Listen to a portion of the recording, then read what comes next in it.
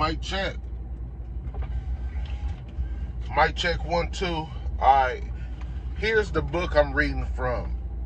Magical Cash book by Damon Brand. But what this video is about is not about the book itself.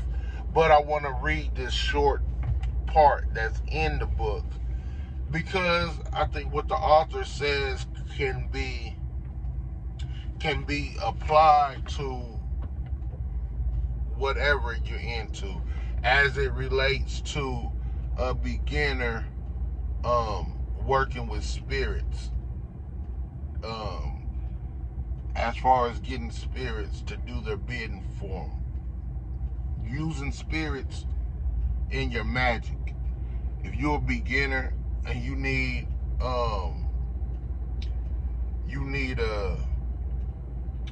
to know how to approach the work, then the author gives great advice as far as that. Alright, so in the section that I'm going to read, the author refers to step 3 a couple of different times. So when he talks about step 3, he's talking about step 3 of the ritual that's given in the book. Like I said, the video really ain't even about the book at all. It's just about this right here, what the author advises in the book. But for context, I'm going to go ahead and read step 3 so you can have an idea of what it is that the author is referring to when he says that. Alright. So step 3 in this ritual is to close the book and gaze at the sigil of Nitika on the cover. Nitika, that is the spirit that is in the book. Alright. Think about the amount of money you want to create. Most importantly, think about what you will do with this money. When you've got the feeling of the money you want to attract, vibrate the name Nitika 3 times while looking at the sigil. Alright, so that's step 3 that the author's referring to. Alright, so what I'm about to read now is titled What to Think and Feel During the Ritual. Alright, so when you're performing the ritual and get to step 3, it's important to think about what you will do with the money. Be honest. It's absolutely vital that you don't try to be worthy or spiritual or generous in an attempt to impress Nitika. If you want $1,000 to pay for a sound system, then that's what you want. Don't lie to yourself and Nitika by thinking you could give the money to charity or share it with friends.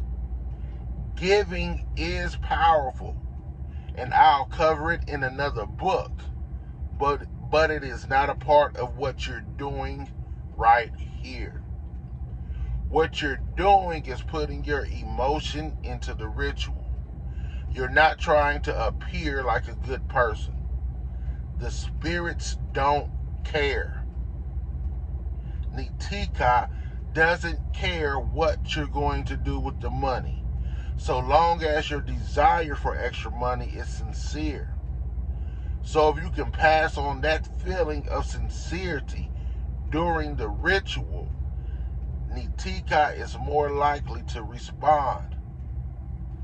Asking a spirit to help is one thing, but showing why you're asking is quite another.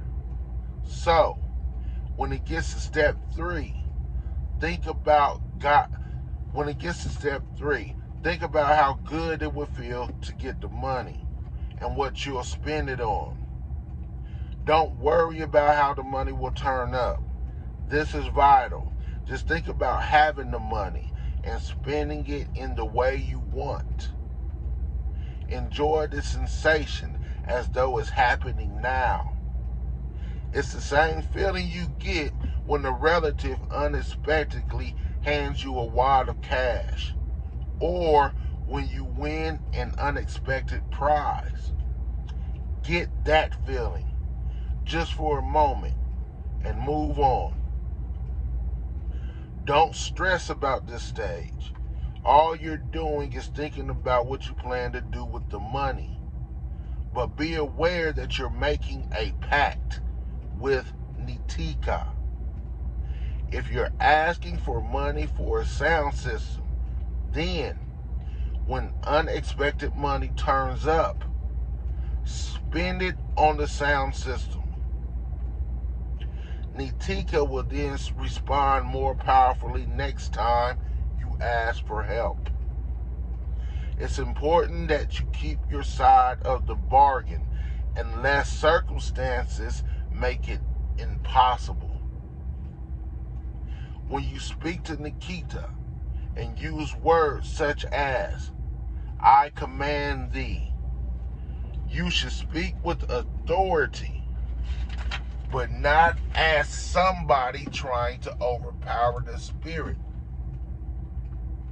If you're a beginner to this, let me repeat that one part. You should speak with authority, but not somebody trying to overpower the spirit. Think of a way a good manager would talk to his employees. You don't beg your workers to help, and you don't plead with them, but nor do you order them about like an army commander. When it comes to magic, you are neither a beggar or an army officer. Think of yourself as a manager. The spirits are there to work for you. All you need to do is tell them what you want, politely, with a tone of firm authority, and you will get what you want. But most importantly, a good manager is openly grateful to employees. And the best managers show gratitude before the job is even done. Imagine a good boss saying, can you clear those back orders for me by lunchtime? Thank you so much. When you have a manager like that, and it's rare, you are far more likely to get the job done. If the boss begs or pleads, or worse, orders you about, you don't work as well. Spirits are like workers, and they will work for you, but don't treat them like slaves. Spirits are like workers. They will work for you, but do not treat them like slaves.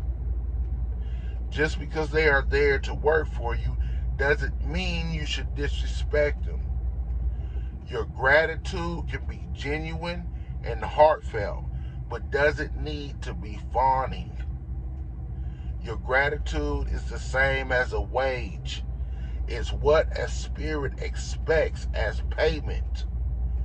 So keep that feeling in mind when performing the ritual.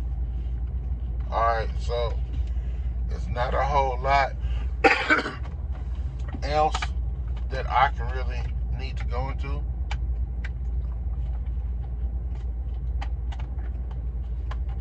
I feel like the author said a whole lot. And if you knew to step into this craft, that's some advice that you should definitely heed, in my opinion. You know what I'm saying? And yeah, I'm gonna leave it at that. The book I'm reading from, Magical Cash book by Damon Brand.